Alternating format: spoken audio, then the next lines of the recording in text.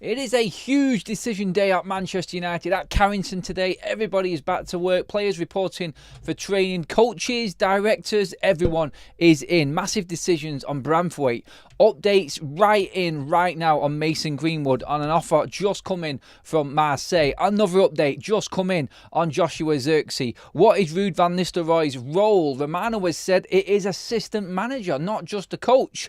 Lots of stuff to get through, loads of interesting stories to get through. We covered the Zirkzee news this morning. You know how it goes here on FUTV, guys. I'm Adam. Welcome along to the show, everybody. We're live 3 times a day, 8 o'clock, 12 o'clock, 6:30. That's your schedule. Please give the video a like, subscribe to the channel. I want 500 likes on the video today, guys. I want this one to hit 5. So get on it. That's your target. Let's get into what's happening at Manchester United. If there's any other news that you guys hear of, you want to pop it in the live chat right now. Let me know what you want to talk about. You know what it's like. I cover it all. I'll get it up. I'll find the information. I'll find all the dirt behind it and everything. That's what we do here on FUTV. We go a little bit deeper. We dig into all of the stories and find out them little bits of information that not many people are talking about. But it is quite clear. Everybody knows what's going on with Manchester United and we need to get talking about it. We covered Zirkzee this morning, but I just wanted to give a quick update on where we're at with that one right now, because this morning we talked about Manchester United possibly looking to structure a new deal with Bologna, structure a deal which basically doesn't mean they buy out the full clause, which would mean you have to pay it all up front. We have an update on that now, which has just come in. Manchester United will hold further talks with Joshua Zirkzee's representatives today in hope of finalising everything, with a medical to be scheduled for after the Euros. United have also informed Bologna of their intention to simply trigger Zirkzee's 40 million release clause, 40 million euro release clause. That is where United are going with it. The earlier information we had was that there was possibly a chance United could move away from that release clause, the simplicity of it, and try and structure a new deal. But United now will have to fork out 40 million euros, 34 million quid up front, so that Bayern Munich can get their buyout clause and their sell-on clause as well out of the deal. It's just the way it's laid out. No structure for this one. It looks like United are all in. What's left of the budget? That's what we need to talk about next, and where Manchester United are at. Where do we get money from to buy the other players that we desperately need at this football club? You've got to look at the possibilities out there right now and where we're up to with the likes of Jadon Sancho, who has reported in for training this morning. He is there alongside everybody else. Going into everything that's going on right now, bear with me 1 second, guys. I'm going to get everything up on where we're up to. Because the most breaking news that we've got right now regarding Mason Greenwood has just come in, and that is Marseille have sent a formal bid to Manchester United for Mason Greenwood. Talks are underway between the two clubs. Greenwood is still Marseille's main target, with an agreement getting closer. United are open to a loan with an obligation to buy, a sell-on clause included. The sell-on clause is massive, and Manchester United want a huge percentage of this. Romano has been talking about this on his podcast as well. This was discussed yesterday through a few media outlets, and you have got to look at it and go, tricky situation, not being able to sell on Greenwood, but needing to get him out. We need money in. I think this one really blows up a number of other deals. Right? If United go down this road of obligation to buy loan, then we get no fee. Well, we probably get a loan fee up front, which won't be a lot. Similar to what we got for Jadon Sancho. Overall, I think we got about 8 million out of that Dortmund deal towards the back end of last season. Greenwood, I don't think it's going to be anything more than that. There will be an obligation fee at the end of it, which means at the end of this summer, or at the end of the season, Manchester United will receive a fee from Mason Greenwood. If it goes down this road, if it goes down the obligation to buy, it'd be interesting to see when that bid has to come in. Will Manchester United make it within the financial year? Because if United say, look, the obligation to buy comes at the end of the season, and you have to buy Mason Greenwood before June 30th, end of the financial year, then Manchester United will calculate that into their books. There will be a full-on way to get around this for Manchester United if we don't get the fee this summer. Because what we can then do, balancing our books, we could probably go into our revolving credit facility, borrow that money to buy X amount of players worth the value of what we would be selling Mason Greenwood for, then pay that straight back before the year runs out, therefore meeting financial fair play and PSR rules. It just depends if Marseille are willing to do that. I mean, United really are doing Marseille a favour if they do go down the road of obligation and loan, because United need the money now. We need to buy players. We need to be in the market and moving things along very quickly. Otherwise, we could get left behind with a lot of our targets. Right now, the Euros and Copa America, in a way, a lot of people are moaning about it getting in the way of not making signings and not progressing with certain signings. In a way, also, it's actually helping us out a little bit because it's holding deals up for everybody else as well, giving United a chance to get everything in order and see what we can do in terms of generating money from our own sources as well. So, yeah, it's good and it's bad, I feel. So, looking at it, I'll go, right now, I'm okay with the situation. Mason Greenwood, if we know that the money's coming in, then maybe it's not as bad a deal. Like, the obligation side of thing has to be paramount and in. Guys, I want you to let me know. I've got a poll up right now for everybody who wants to get involved later on as well, who's not watching the video live and can catch up. Do you think Mason Greenwood and Jadon Sancho will be sold, i.e. permanent deal or on loan? A lot of people are going permanent deal on this one, and nearly 70% of you have already said it will be a permanent deal. Optimistic? Yes. Possible? Yes. Looking at the situation as of the news that's just broke right now, I'm swaying towards the loan side of things again, because this is quite big. This is massive in terms of Manchester United's recruitment side. There is a big meeting today called by Dan Ashworth, a full-on recruitment meeting, where the likes of Jadon Sancho, Mason Greenwood, and Jarrod Branthwaite, who we want to talk about as well shortly, are all involved in terms of decisions, how far United go. This all determines what happens in Manchester United's transfer window right now. I feel like the budget is taking us as far as Matthias de Ligt and Joshua Zirkzee right now.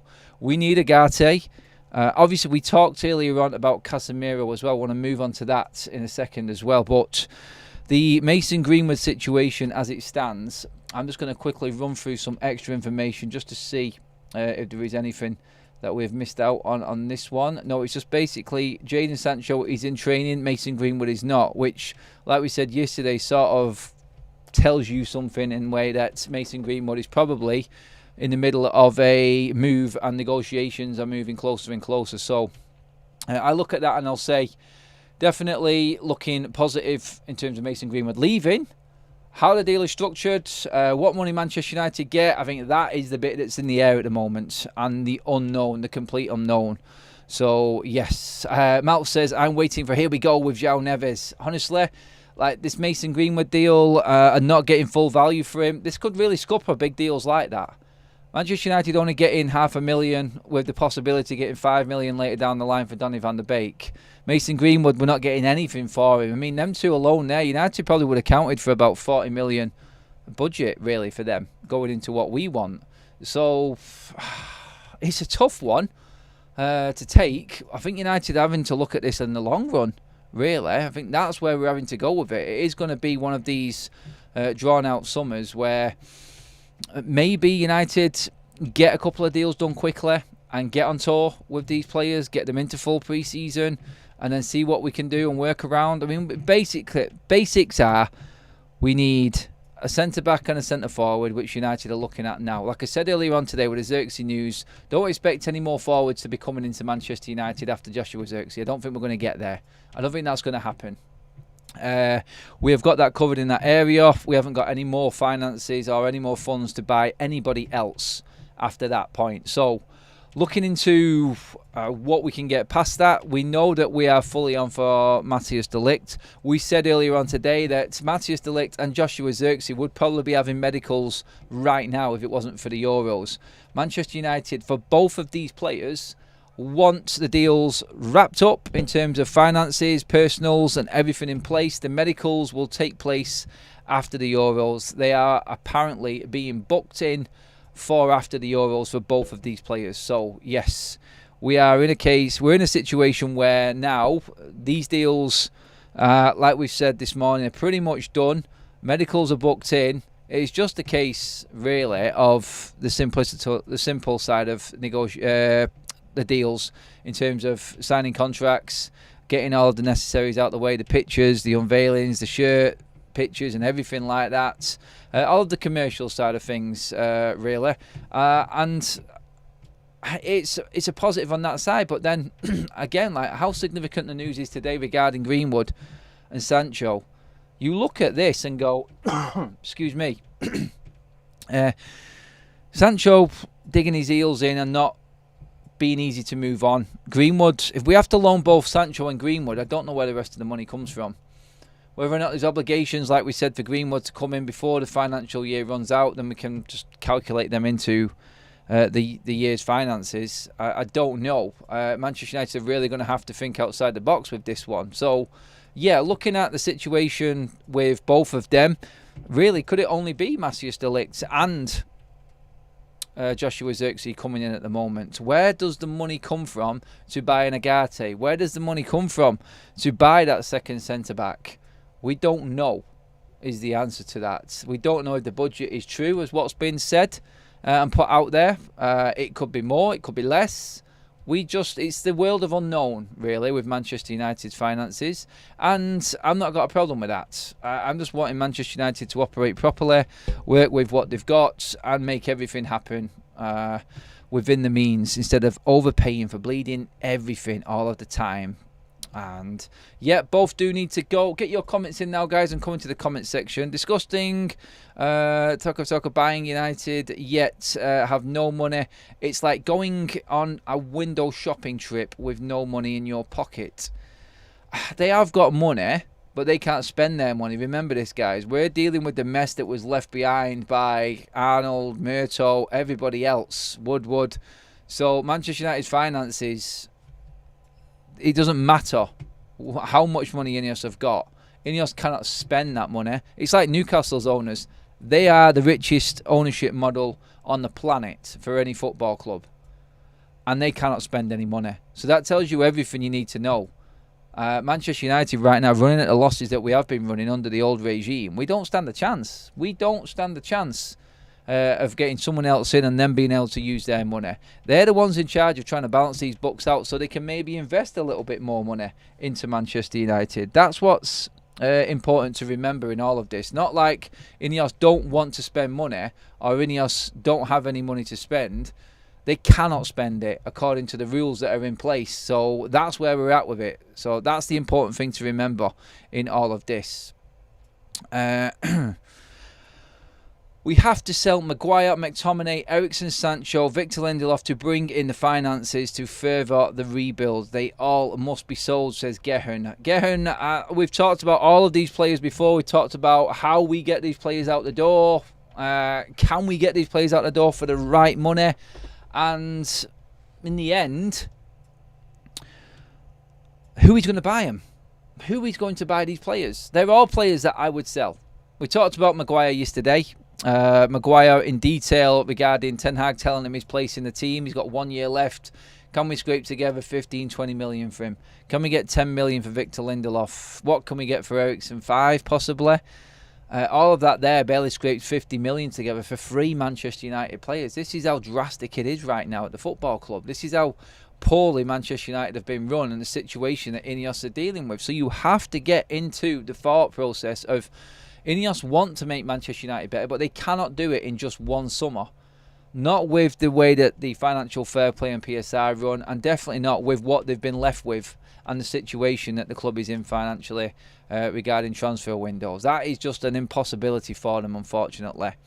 Domingo says, perhaps we should do loans with options to buy. Not an option, obligation, mate. Oh, you mean in terms of players coming in? Well, it depends if anyone wants to do that. Everyone right now is looking to make as much money as possible. PSG have already said no to Agate going in loan. So I look at it and I go, well, Manchester United are going to be doing the same thing. Everybody has to be clever with the finances. United going to PSG and saying we want to loan Agate is just going to be laughed at, I feel. And they're going to be like, well, no, we bought this player last year. If you want him so badly, with 4 years left on his contract, show me the money. That's what it is. Do as the deal. Can United get it done? Mark Lambridge, thank you, mate. Super chat in from him. Buy who we need and win the Europa and qualify for the Champions League. Then take the hit for points. Laugh out loud. It'd be better than the long run. So take your punishment and points hit for cheating financial fair play, Mark says. I think he is joking about that as well, guys. But yeah, I'm sure there'll be some clubs actually thinking that way. I do believe that. Barbara says going to be good. It's going to be a good season regardless, as we have football people running things at last. That's very true, Barbara. Liaf says with the signing of Zirkzee, I believe that Bruno is redundant and can be sold to the highest bidder to improve other key positions. I've seen that comment on the video earlier on as well. Thanks for dropping that comment in, by the way, Liaf. But I don't think we can sell Bruno Fernandes, honestly. We need someone like Bruno. We need that leader and that captain. Zirkzee is not a replacement for Bruno Fernandes, unfortunately. Yes, he does drop deep from his front row where he plays normally, and we've seen that in many games, but he has got nowhere near the same qualities as what Bruno has got. He's a different player altogether. I just don't think we can afford to replace Bruno this summer. Unfortunately, we'll have to take less of a fee for Bruno next summer, I think, and that's the way it's going to be. I think that's how Manchester United are going to be operating. So we'll see. We'll see on Bruno. Will they be pushed into it? They've already said the backing Marcus Rashford. Whether it's different for Bruno because he's only got 2 years left and he's not homegrown, I don't know. I don't think that would be fair though. But hey, we don't know how United are going to look at it. If a big offer comes in for Bruno, they probably will take it seriously. They have to. They have to, because it's massive for the football club. And if you want to back Ten Hag and give him players, then you have to say to Ten Hag, look, it's your captain and your talisman, or another 2 or 3 players with the money we could get for him right now. Which way do you want to go? Bruno does not want to go. That's what you have to remember. And like Maguire, like Casemiro, like we've discussed, if they don't want to go and they're in the positions with the contracts that they've got, they can easily just dig their heels in, hold out and wait for their contract to run down. If they get an inkling now these days, these players, that the club are trying to force them out, they just, well, the agents just go into full on, let's be as awkward as hell mode, don't they? Let's just wait this out, really. That's all they're saying. But we'll see. I don't see Bruno going now. Sounds like we've become a club living below the poverty line. PSR has a lot to answer for, mate. It really does. Just about to hit the 100 like mark, guys. We have just hit that now. You are way short of the target. Come on, guys. I said 500. You've got to do better than that. You better than that as well, yourselves. Come on. Give it a like. It's free, for God's sake. Andrew, the big problem about getting money in on sales is going to be hard getting rid of the deadwood on high wages. They will all go in the end on free transfers unless United are stupid enough to renew. Well, one way or the other, the players are going, guys, aren't they? It just depends if Ineos have got anything about them to actually get any money for them, get these deals over the line that we're discussing right now, like Sancho, like Greenwood, Victor Lindelof, Maguire, Casemiro. Casemiro is where I want to move next on this one as well, because Fabrizio Romano came out, I did touch on it this morning, Manchester United's budget and transfer plans for midfield, i.e. Agate, João Neves, the 2 that have been spoken about the most, are kind of up in the air right now because Casemiro doesn't want to leave. There is no one in Europe that can afford Casemiro, and there is only offers coming in from Saudi Arabia right now for Casemiro, and that came in from Fabrizio Romano this morning. So it's a case of Manchester United right now sitting down with Casemiro, and this is where I said, like, big decision day at Carrington today for United. Wilcox is there, Dan Ashworth's there, obviously Ten Hag, the new coaches are there. We've seen the announcement this morning and the pictures of Ruud and Hack and Ruud van Nistelrooy both arriving into Carrington. Their work permits have not gone through yet, and they are just waiting. All other formalities are in place. They can sign everything off. They just cannot start working today because the work permit hasn't arrived. But deals are done for Hack and Ruud van Nistelrooy. They're in the house. Romano on Ruud van Nistelrooy has also said that he's an assistant manager role. I'll get your thoughts on that, so get a comment on that. I just want to finish up on Casemiro now. Agate, another update on that situation is that he is still communicating with Manchester United, or his representatives are, and everything is moving along nicely. We're just waiting for the Copa America to finish to move forward with that, but apparently, according to Fabrizio Romano, talks are going well, things are moving forward, and there does look like there is a deal to be made there for Manchester United, Agate and PSG, so that one is all looking sweet, but it does take a bit of a din with the Casemiro. United want Casemiro gone. That's been made very, very clear. Casemiro doesn't want to go. That is big problem because he's still got another 2 years left on his bleeding contract. And like we've said, he can just sit there, dig his heels in and say, I want to play out my contract, thank you. What United are praying for is that the Saudi Pro League do come in, the consortium, whoever it is bidding to take him to the Saudi Pro League, comes in with the right offer for him. It has to be significant wages for him to go there. So he's looking at well over 300 grand a week because that's his base here at Manchester United. He's got another 2 years to run on that, so he's not going to move anywhere unless someone comes in with a higher offer than that. But it does look like one option or the other. He stays or the Saudis come in for him.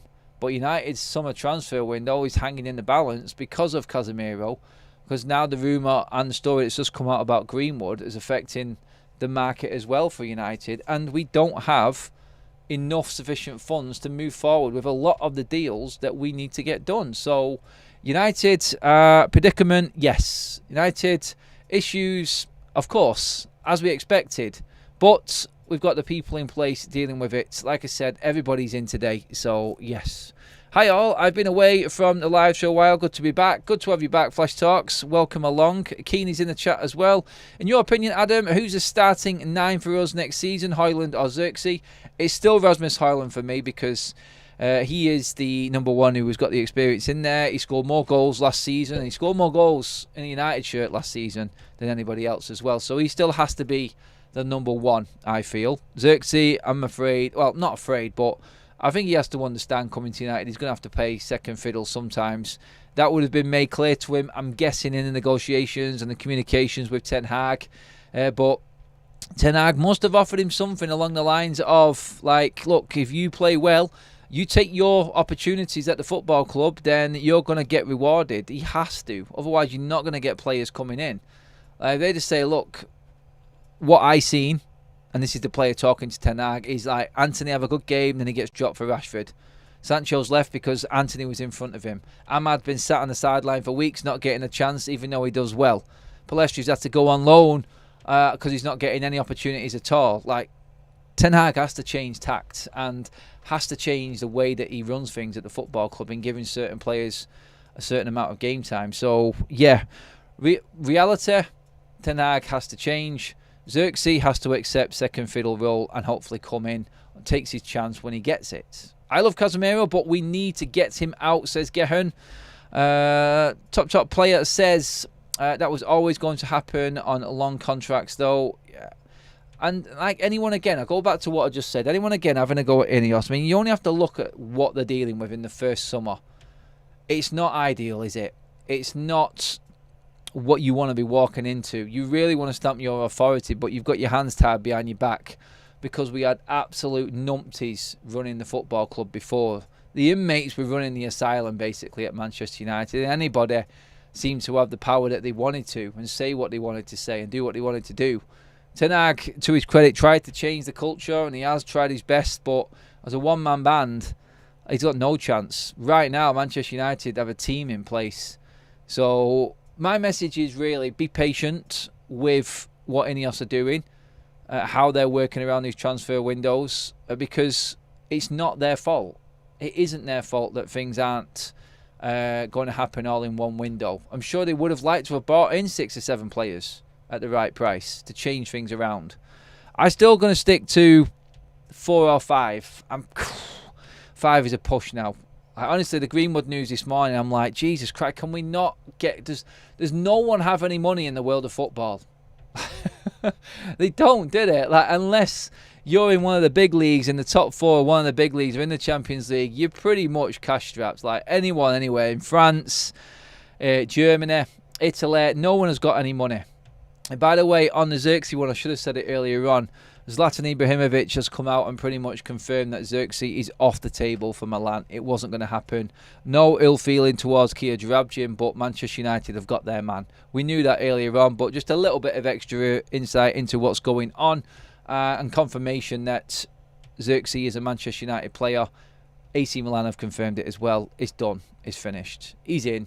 And just a case of picking up that shirt after the Euros and getting that medical done, son. Anthony Wisdom, we're going to find it difficult to move Casemiro on. He has 2 years left in his contract, 300 grand a week. Nobody going to pay that for a player in decline. And at his age, I don't think he wants the Saudis. You pretty much just said everything I said there, I think, Anthony. But yeah, obviously I'm going to agree with you on that as well then. The level of stupidity the people running this club in the past is unbelievable. Getting 100% agree with that as well. And yeah, you've got to just, like I said, today's communications, like that meeting with on recruitment with Dan Ashworth and everything that's going on at United, is definitely going to have it's going to be affected by the Mason Greenwood situation. They're the two big ones right now. Being realistic, patient, but not convinced about Zirkzee's quality based on his performance against Turkey. He didn't get that long, did he, Babs, to be fair? We need to see more game time for him. We need to see him actually get a little bit more in that Holland shirt. I don't think we're going to get it. I really don't. But, again, a potential signing for United rather than a fully fledged, ready to go, get in there, scoring goals, the perfect player sort of signing. The Harry Kane's sorts of signings is what I'm talking about there. Keep liking the video, guys. Keep sharing as well. Make sure you hit that subscribe button. We're on the road to 50k. Keep them coming in. Why are we going for bench players? Well, I don't know. Probably because, like we just discussed, we can't afford the ready-made ones. We can't afford the guarantee players right now. So we're having to be clever. We need options. We are always going to persevere with Rasmus Højlund after spending that amount of money on him. But we do need other options up front. So maybe Zirkzee was the best option out there for us. I think there were other signings that we could have gone down the road of up front. Definitely. Other players. But we didn't. And now we are fully committed to Zirkzee. So as a fan base, we clearly just have to get behind him. And hopefully with Ruud van Nistelrooy through the door, we can actually now, with his help, create two decent strikers out of Zirkzee and Højlund. What do you guys think regarding Ruud van Nistelrooy? I asked you to put in the comment section earlier on. Romano has said that Ruud van Nistelrooy is coming into Manchester United to sign as assistant manager. So you've got to look at that and go, okay, we were discussing it when the announcement initially got put out there. Like, Ruud is pretty much nailed on. He's turned down Burnley and other clubs. But everyone was like, he's just going to come in now and replace Benny McCarthy. Benny McCarthy, obviously, the striker coach, has left, along with Van der Gaag as well. In come Hack, in come Ruud van Nistelrooy. And the assumption was Ruud van Nistelrooy, striker coach, and he comes. Everybody's happy, just carry on there. But no, obviously, and I said this to Kaz, we was walking out this morning, and then, like, you don't go from first team coach at a decent level at PSV into a assistant, you don't go from that first team coach to a striker coach or just one of the run-of-the-mill coaches, a specialist coach. You obviously want to learn, and like Ruud van Nistelrooy said, he wants to learn. It's a great setup for United right now. I'd be absolutely buzzing if he is second in command. If he is number 2, great. I would rather him be replacing Gaag than Benny McCarthy anyway. That gives me a lot of confidence going forward. And you know what, for Ineos, and many have said it, I don't want to curse Ten Hag season going forward or anything like that, but they have got a manager there ready to step in case things go tits up. You can clearly see that this was a veto situation with all parties regarding bringing Ruud van Nistelrooy into Manchester United. We knew that Ineos knew he'd been a manager before. He's got qualities. He's won 2 trophies as well over in the Eredivisie, which is good. Experience there. His experience of the Premier League is fantastic. He's still learning. Maybe he picks up a few tips and pointers from the likes of Ten Hag and Hack as well. Enhances his skills. And if things do go wrong and the relationship does turn south at the end of the season for Ten Hag and Ineos, then you've got a ready-made replacement already at the football club. Hassle-free. Let's move on. Here we go. Ruud's lined up as the interim if we don't get the start of the season right, says Mark. I think I just said that as well, mate. Start of the season, though. Ooh. How long are you giving Ten Hag, by the way, guys? Get in the chat. Let me know. Apparently, other Dutch coach is an assistant manager too, says Genius here. We've got a new Dutch goalkeeping coach coming in. We've got 2 new Dutch coaches coming in Hack and Van Nistelrooy. It is full on orange at Carrington right now. So you've got to... It is weird that everyone is Dutch, isn't it? Like you can't ignore that one, can you? It is a bit strange. But hey, look, if it works, it works. How long before Ten Hag really gets his marching orders, though? What sort of start does he have to have? Is a good question as well. Ruud has the knowledge needed to be next manager, says Michael. No chance of him picking anything up from Ten Hag, says Darryl Lowe. 2 years as per contract, says Neil. I don't think that 2 years really matters when it comes to Ten Hag not getting the results on the pitch. They will get rid of him if necessary. We don't have to even think twice about that. But Van Nistelrooy in. Interesting, Van Nistelrooy's in. And maybe around that table on the recruitment side of things today, because apparently today we're going to get a verdict, or maybe this week, on Jarrad Branthwaite. Dan Ashworth holding this meeting. And I think it'll just be about Manchester United. How far down the road do we chase Jarrad Branthwaite? Do we really want him? Have we got the finances with other players that we want? It may come down to a decision between Agate and Branthwaite. What position of the pitch do we need the most? You just don't know what's going to be in it. But interesting that this meeting is actually going ahead. And Manchester United are now, with everybody back, obviously the early days of training, we're going to know who is fit, who's going on the tour, who is going to be in the pre-season games coming up. By the way, another week before we play, which is interesting. So that's going to be fun. And I just feel like this meeting with, hopefully Ruud is involved in it. Hopefully everyone necessary is involved in it and can give their input into it. And that's what United are about now. We're actually a structure which has dialects and everyone puts their thoughts in and gives their opinions on things. We have quite a bit of expertise in that at Manchester United right now at Carrington. So Branthwaite will obviously get the seal of approval from Ten Hag. He will get the seal of approval from Ruud van Nistelrooy. Obviously, he was already talking glowingly about Jarrad Branthwaite. Comes back to the conversation we had at the start of the show, though, doesn't it? Like, where is the money coming from? If we can't sell Sancho, if we can't sell Greenwood, if Maguire, Casemiro, Victor Lindelof, all these players just say, nah, I'm just sticking around, where is the money coming from United? That's the problem that I think they have to get around. That's the issue that United have got right now. And really, it's going to come down to maybe 2 or 3 players instead of 4 or 5, if this is the case. If we cannot say, this is how important Greenwood being sold is, the 100% profit out of him and Manchester United being able to pump that money back in is the difference in getting De Ligt and Zirkzee and Agate, or maybe even a Branthwaite on top. It goes that far. United clearly are looking at structuring deals with clubs over the longer period, because I just don't see how we can afford to pay fees up front. If we're going down the road of Zirkzee, and Zirkzee being paid in full for the deal, which is 34 million, that's a big chunk of United's money gone. You've got the agent's fees on top of that, so you're looking more around the 40 mark, really, aren't you, for Zirkzee right now? That has to be paid out all in one lump.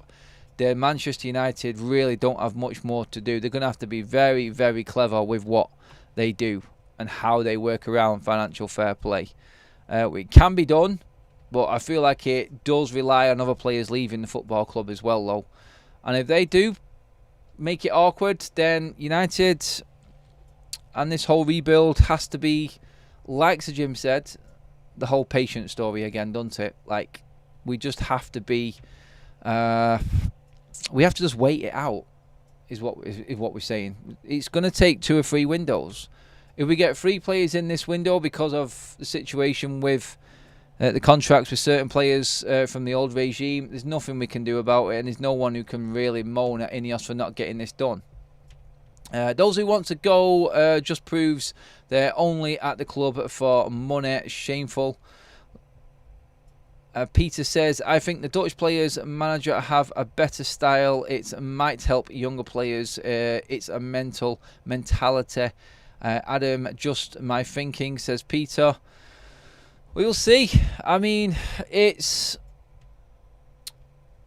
all going to be in how Manchester United start the season. What happens in pre-season, what players come in, any of these players coming straight into the first team lineup, I think that's how people will judge it in the end. Stephen Welch says, Adam, why are you so pessimistic about United? This channel has always been glass half empty sort of channel. You said Ashworth was never coming in this summer. Well, he's here. Casemiro will be gone. Pessimistic on what? I've been very encouraging, mate. Clearly just stepped in and not listened to the whole show again, haven't you? I said Dan Ashworth off the news being reported, but something changed, mate. So, yes. If you're one of these guys that actually runs through life thinking that nothing is ever going to change, then, oh God, you're in for a rude awakening, mate. Cheers for your comment, no. And yeah, glass half full, I would say. But that is your opinion. You're welcome to it. And please do come back with another one if you've got it. Let me just see now. Casemiro needs to leave, says Michael. Gazetta says they need to move on from the Branthwaite deal. Everton will not willing to negotiate. You can't keep... You're right, really, Gazetta there. You can't keep going in thinking that they're going to change their mind. It's not going to happen. They'll have an inclination that, look, they may go in and just say, look, here's another bid.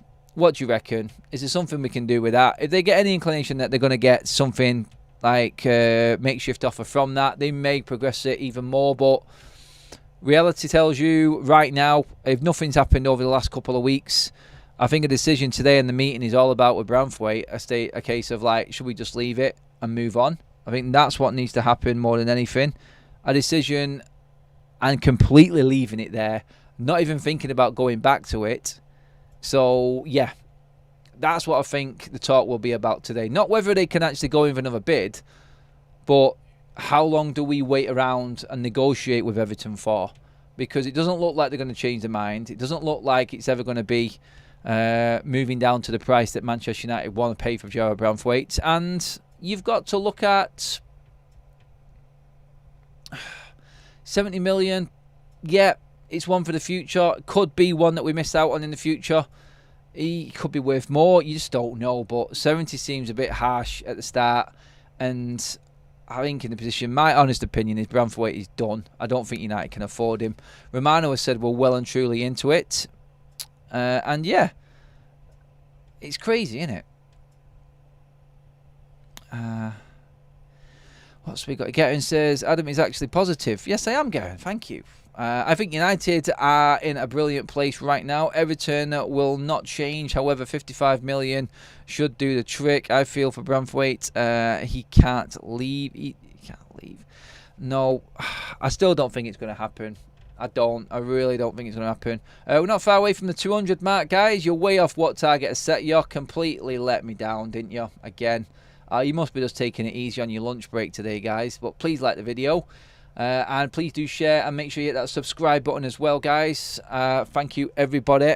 As always, I'm not done yet. I have a question to you all, guys. And Adam, if Sancho is still here with Rashford, where will Garnacho play in what position? Remembering that Sancho was a Ten Hag favourite. He was at the start, but now he is far from it, Henry. So I don't even think we can put him in the Ten Hag favourite category.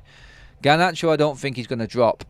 So if Ten Hag does come in, if Sancho does come back, can't see that either. But just in case he does, I think he needs to realise that he isn't going to be playing week in, week out. Rashford wasn't playing week in, week out towards the end of the season, so that should tell him everything he needs to know. I think Rashford's a prime example. He is the golden boy, and even he has been left out in the cold this season. So Sancho will know. But the one thing I will say about the Sancho situation, I've said it before, is he's not coming back to the same Manchester United as what he left. He's coming back to Wilcox, Ashworth, coming back to Berardo. He's coming back to new coaches. He's coming back to a whole new culture and set up at the football club. So as something changes, we'll probably see it straight away within the next week. I think this week we'll find out some information about Sancho and where United are going with it. I think that's the reality of that situation right now. 200 likes, guys. You smashed the 200 at least anyway. Well done, everybody. Let's see what else we've got in here. Right, any more comments coming in? Sancho will never play for Erik ten Hag again. Sancho killed his own career. Yeah, I agree with both of them. We will happily sell him next season, but will cost more. That is from an Everton fan on Branthwaite. I think players like Sancho and Rashford have a contract saying they need to play X amount of games. I think that's the issue. Maybe it is. Maybe it is what Kaz says there. Can Ineos get in and change that culture? And what was there before? That's the problem. The contracts that these players had before is nothing Ineos can do about. So it may be a case of trying to find bargain players for a while. It may take 3 years before we really start bidding high amounts of money for decent players that can come in instantly and improve Manchester United. It could be all of that. But still, I think this summer we just have to accept it's a tough one. And Manchester United going forward, we're in the right place with the right people in situ, and we're not going to make huge mistakes again. I think proof in that is that we walk away from Gerard Branthwaite. I think a lot of people will be happier to walk away from Branthwaite than they will actually buying him right now. That would be interesting. In terms of the poll that we set up at the start of the show, almost 500 have voted on that. Thank you, guys. How do you think Greenwood and Sancho will leave the club either on loan or on a permanent deal? 66% have gone permanent deal on that one. So yeah, still confident it would seem amongst the chat that Sancho and Greenwood are going to be sold and not just loaned out. Contract power and not player power. That's what will be put in these contracts for these new players now. All like just literally taking over, like the new contract system, taking over the old one. It takes a bit of time. Players need to be sieved out. We've made a good start on the big contracts this summer. Obviously, we lost out on Martial and Varane fee-wise, but Brandon Williams has gone as well. He wasn't contributing anything to the club. Another big wage gone. And really, we have started off the summer well. We're a week in. We can get 2 players through the door that are going to help the first team. That's good. And then let's see what happens from there. But I think what is going to happen now is, now that everybody is back, obviously Omar Barada starts work as well. I think he starts next week. So now that everyone's back, now that everyone's communicating face-to-face, I think we're going to start seeing a lot more movement with Manchester United, a lot more news coming out, and a lot more information about these deals that are being put out there as well. Again says, if Maguire refuses to go, do not play him. Let him be greedy at the same time, destroying his own career. Christopher, other Sancho sold or Eric sacked by Christmas, or can see both happening. Adam says, so far all we have signed is upper management. Wonderful. It was needed though, Adam. It was needed. And let's just remember, we are officially only like a week into the transfer window. So I feel like, well, this is the proper window. I mean, I know the official one was the 14th, but no one's going to buy anyone in that time. Wayne says, how do you say Old Trafford in Dutch? No idea. Someone will in the chat, I'm sure, enlighten us and tell us. Do you think United were pushing for smaller payout to Erik ten Hag if he gets sacked in the new contract offer? No idea, mate. But all we can do now is just look at what he is dealing with, which is an extension to his current one. And Ineos know exactly what it's going to cost. If he sees out the season, to sack him at the end of the season, it's going to cost 9 million. I don't know what it'll be if we want to get rid of him sooner, though. But what we have got here is an interim in Ruud van Nistelrooy already set in place there. It's not going to cost Ineos a lot of money. So maybe they've sort of countered it with that. I don't know. It's scaremongering a little bit, I know, and like looking at the worst case scenario. Because we do want United to be doing well. So if that means Ten Hag's doing well, then fantastic. That's what Manchester United need. That's what us fan base us as a fan base needs. New contracts containing no toys out of the pram clause, says Nick. Leo says, I wouldn't be bothered if Maguire stays. We can see him have a race with De Ligt. And maybe we won't be able to buy De Ligt if Maguire does stay, though. Or some of these players do want to stay and see out their contracts. Would that change your mind, Leo? We can't replace him. He's very, very good. We need another year with him. We had the 4th best defence last season down to him. That was Max talking about Branthwaite from an Everton side of things. Thanks for that, Max. I see Elise signing for Bayern Munich, so-called big United fan money talks. That was from Henry Anthony. Watch it go off after the Euros. I think the groundwork has already been put in place. I feel like that's the way as well. Definitely, Anthony. Upper management needed to be changed. We had no structure. Now we have real football people in charge. We will be signing top players after this coming season. However, we have to finish top 4. Top 4 is imperative for Manchester United. It really is. We need top 4 football this season. I think that's the cut-off for Ten Hag. I feel like Manchester United will happily see him out a season. Give him the chance to go all the way. If he gets top 4, I think he's nailed on for getting a new deal next summer. If he doesn't, I think he's gone. Personally, I do believe he's gone. Liaf, stop. We have spent 190 on Ahmad, Palestri, Sancho and Anthony. Mount can also play right wing. Stop to who, mate? As in, what? I'd get rid of Sancho. I'd happily have Ahmad and Palestri for the right wing. You've got Rashford and Garnacho for the left. You've got Ahmad and Palestri for the right. Even Anthony, bleeding hell, there's 3 there. Heaven forbid we actually play Anthony on the right, on his right foot, on his correct foot as being the left foot, on the left wing. We might get more out of him than that. So, yeah, looking at that, I would say, look, there are options there for United. Don't go out. Zirkzee's in, Højlund's there, right, 2 forwards. We've got ample cover for both sides. We need to sort the midfield and the defence out. If you're looking at priorities, Manchester United, that's where it's at. And I think that's what we're going to get. If it's 3 or 4 players, I think it's the Zirkzee one, including De Ligt, and then maybe Agate and 1 more defender, I would say. Defender or midfielder, what do we reckon? I reckon 1 more defender. Only 1 midfielder coming in. Maybe we cash in on Sofian Amrabat. Apparently there's only 2 weeks left for United to make a decision on Sofian Amrabat. I don't know what that's about. I can't see that being having any legs at all. By the way, we're almost at the 250 like mark, guys. So you are doing better. Get in there. Well done. Only, 24 away from 250. Keep it going, guys. And hopefully we can make up the rest on the video once the live is finished. Gahan says, I hope we play Anthony on the left. He's been playing in the wrong position all season. It never worked. So why carry on playing him on the right? Hopefully these coaches have a word with Ten Hag and tell him, look, like, this isn't working. Maybe we should try something different. I mean, that could be a good way to go. Old Trafford translate into Dutch is Old Trafford. Nice one, Paula. Big season for Anthony and Rashford. Last chance time. Yeah, you would say last chance. I think last chance in a lot of people's eyes was last season, actually, for them 2 players. But